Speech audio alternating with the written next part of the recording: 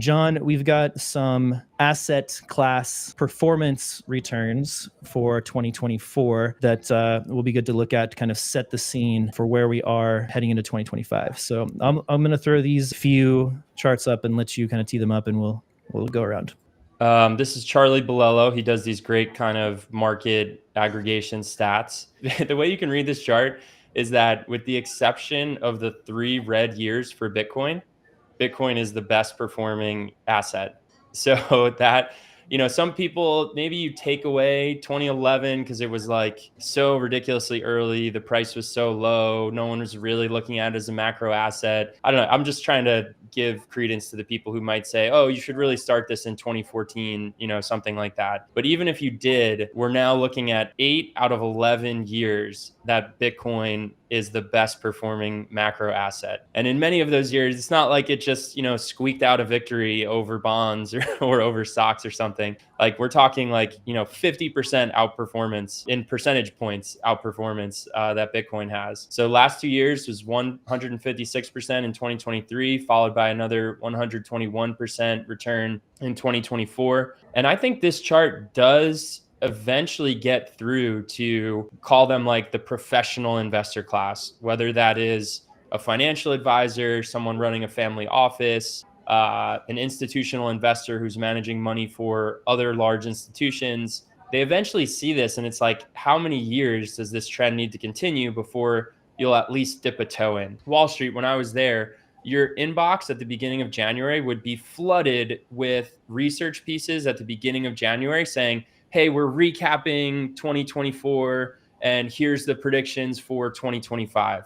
And I think this is going to get through to people. It is a gradual process. They're not going to allocate a massive amount, but single digit percentage allocations I think are reasonable when you're looking at an asset that, I don't want to say it's proven, but every year that goes by, it's getting more and more proven. And it's just getting harder and harder to ignore. Single digit percentage allocation is massive, dude. Like if you got a 1% allocation out of the world, I mean, you're talking Bitcoin in the high 6 figures. So like, that's how low the bar is. I just wanted to just double click on that a little bit. Like single digit allocation would be huge.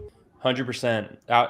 We're looking at a total pool of assets that people estimate to be 900 trillion, and Bitcoin is still in the neighborhood of 2 trillion. So, and so many people just have people and entities have a zero allocation today. So just like Steven's saying, a tiny allocation moves the needle tremendously. You don't need to have a PhD in statistics to recognize a pattern here that Bitcoin has. In fact, you need to not have one specifically. In fact, it will help you tremendously if you don't have a background in statistics or economics to realize that Bitcoin mind has the advantage here. Yes. There's clearly a pattern here of 3 good years followed by a negative year for Bitcoin. The huge debate that even passionate Bitcoiners disagree on to a certain extent is, will we continue to see these 4-year cycles? What will the blow off tops look like? What will the bear markets feel like? Those are all questions that we'll probably touch on a little bit here, but that's obviously the big question. I think most people are expecting a positive year for Bitcoin in 2025. Some people just are saying, well, I think the patterns are going to continue. Other people take a more fundamental look and say, look what's happening with fiscal policy, monetary policy, adoption, and that's what's going to drive 2025 to be positive.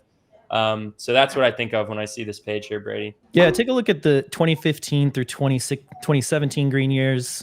First green year after the red, 35%, then 125%, then 1,331% in the big run up. Most of that happened in a few weeks toward the end of 2017. Last cycle was 95% in the first year after the red year, then 301, then 66. Right now we're at 156, which is by far the largest increase in the year after the down year that we've seen so far, then 121 in 2024. So if it's more like the 2017 year, which I think there are fundamental catalysts that could drive it to behave more like 2017 than 2021, when 2021 was kneecapped though. No, 2021 was cut short. It was cut short by 2 main factors. One, Sam Bankman-Fried is selling paper Bitcoin the whole time. and artificially pumping Solana and other coins, which drew inflows to those assets. So one, the whole SBF thing messes it up. And then two, you have the China ban in the middle of it, the mining ban. And then you get this kind of massive Fed rate hiking thing, at the end. It was a very odd cycle. And, I always tell people don't index too hard to that. Yeah, the fundamentals are a lot different right now going into this third green year as part of this historic cycle. So I could see it behaving more like 2017 with a extremely much higher run up than some might expect right now. And we can talk about the catalysts, and we have been talking about the potential catalysts for that kind of performance. One more comment on this one. Just we've all been focused on the top row of this chart naturally. Just take a look at the bottom few rows here. So those are bonds, TIPS, treasury bonds, inflation, supposedly inflation protected, total bond market, investment grade corporate bonds, long duration treasuries.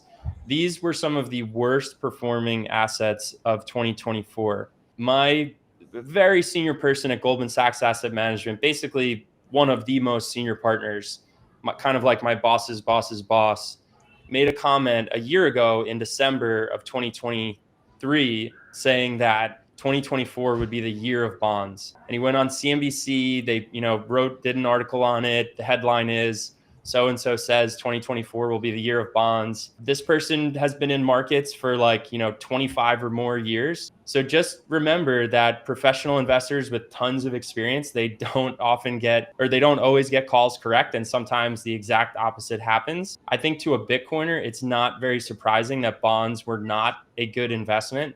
If you read people like Lynn Alden, like Luke Groman, they've been banging the table on this for quite some time.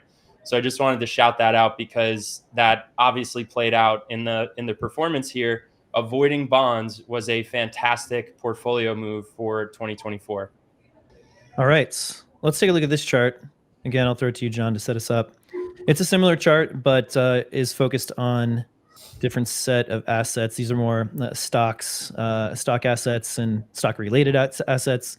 So let's take a look at this and talk about it. Bitcoin's actually the third highest performing asset in 2024 on this chart. MicroStrategy being number one by far, more than doubling NVIDIA, which was in second place, a bit ahead of Bitcoin. Yep. So I like what Alex Thorne at Galaxy did here because it is fair. You want to look at some more idiosyncratic assets because there are some people that have a huge position in these single name tech stocks, whether it's NVIDIA, Tesla, whatever else you see on the screen here. So people might say, hey, Bitcoin, I don't agree with this, but they might say Bitcoin's not really a macro asset. It's a speculative asset, as they say. So they want it to be compared to NVIDIA, Tesla, whatever. And we all know NVIDIA has been this incredible performer over the past 5 to 10 years. But it just shows you that MicroStrategy even blew NVIDIA out of the water. So I think the takeaway that Alex Thorne gave for this was you look at these assets and you see two out of the top three.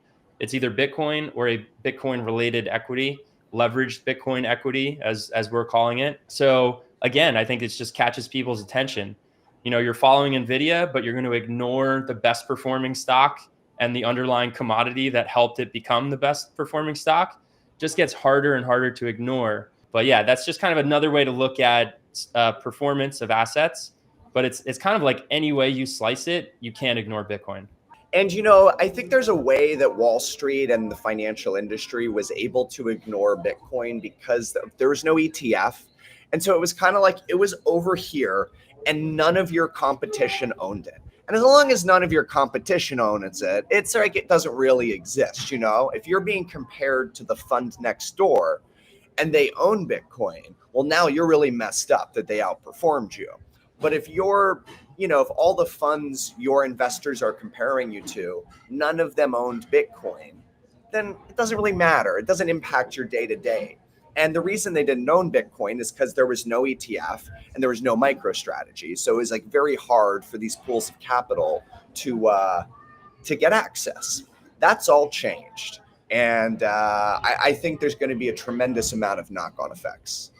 That's an enormous point, by the way. Comparative performance for professional investors means almost everything. So you could, it's a great point, Stephen. They could kind of ignore it just to be like, my peers aren't doing it, so I can basically pretend it doesn't exist. And that's just not really the case anymore. Whether you look at convertible bonds specifically or just macro performance, it's like people are doing it. So now you have to compare yourself and benchmark yourself to those people. Even further on what you just said, it made me think of something. My peers aren't doing it. Therefore, if I buy it and it goes down, I'm going to get sued. Or they just say, if I buy it and it goes up, massive outperformance opportunity here. It's like, you could arrive at the same answer from a lot of different directions. Past, just in the when you're a fund manager, you don't really want to be the first one to do something. It's the career risk thing. It's a career risk, and it's like, and it's kind of like it's. I mean, you know this from your time, and like, if you're doing something that's seen as too idiosyncratic and it boosts the volatility too much, it's like, whoa, you're really not a industry standard here. Let's take a look at ETFs. At the end of the year, obviously one of the biggest events in the Bitcoin ecosystem last year. Here are the final numbers for the 2024 performance of the ETFs. John, I'll throw it to you again. So usually when people say performance, they're talking about like nominal investment performance, like your returns. But flows is also like another performance metric that you have to think about, because you just become like a big ETF, you become a big asset class. And when people look at what they're going to allocate to, they want to see that there's already a bunch of assets there. I'm not even necessarily like defending that as an investment thesis, but that's just how these people think. Like, okay, how big is that market? How liquid is it? What were the flows last year? And if we go back to that chart from Bloomberg, IBIT is the number 3 ETF in terms of flows. And if you look, what's crazy about this is like what's below it. Well, first off, VOO, in case anyone's not familiar with that, that is an S&P 500 index fund. So S&P 500 is still, one of the biggest index funds to get flows in 2024. But IBIT's number 3. Most people think of SPY when they think of index fund flows. Like that's number 6. That's below Bitcoin. QQQ, that's top stocks in the NASDAQ. That's been like one of the best performing ETFs for the past 15 years. And now MicroStrategy is being part of that flow now too, right, John? That's another good point to mention, for sure. It's just, what was eye-popping to me about this was to see IBIT, and remember, IBIT's just one of like, 10 different ETFs that are out there. Yep. But IBIT has more flows in 2024 than QQQ and SPY. That's just astonishing. There's a lot of appetite for this. And just, look at the appetite for MicroStrategy's leveraged products. It seems insatiable. Other companies are coming in to fill that demand. It still does not seem to be completely addressed yet. More demand than there is supply for LBEs, which is fascinating. The Bitcoin ETF is the best performing ETF launch of all time. Like it's just insane. And that's turning heads on Wall Street. That's turning heads in the media. It's turning heads everywhere. And frankly, I think the best is yet to come. So, I mean, you can't ignore it. Strive, Vivek, his asset management firm is launching a bunch of Bitcoin ETF related. They're doing the convertible debt from the leveraged Bitcoin equities, the MicroStrategies. They're buying that in an ETF. You've got Bitwise is doing ETFs that track companies that have over, I think, 10,000 Bitcoin. So you're seeing this just absolutely spread and take over.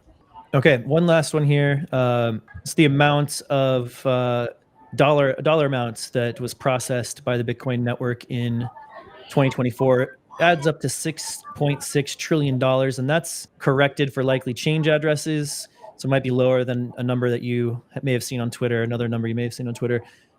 So that's a big number. $6.6 trillion changed hands on the Bitcoin network in 2024. Much of it on a weekend with no intermediary for a fee of a few dollars. I think my most viral post ever on LinkedIn was one where I just shared that it was earlier this year. Someone sent $1 billion in a transaction. The fee was $7, and they sent it on a Sunday. And it's like, even if you hate Bitcoin, you don't care about sound money, you think Austrian economics is garbage, tell me the thing that you can use to send $1 billion. And that's a problem. That's a problem we all have regularly. Like, how many Sundays have you woken up and be like, man, I need to move $1 billion? And it's stuck, dude. You call them, I mean, my God. Who among us hasn't faced that issue? All right, Steven doing a good job of playing the other side of it. Fair, but No, I'm just messing around. It's incredible. I mean, because it doesn't have to be $1 billion. It could be $1 million. It could be $100,000. It could be either way. You're stuck. You can't move it, and it could be international. It could be anywhere. No, it's a phenomenal point. It's just it's so much more efficient and effective at transferring value than the legacy sort of web of tangled web of networks and payment networks all over the world and systems and protocols and blah. Bitcoin is extremely efficient and effective, and it's modern money for a modern world.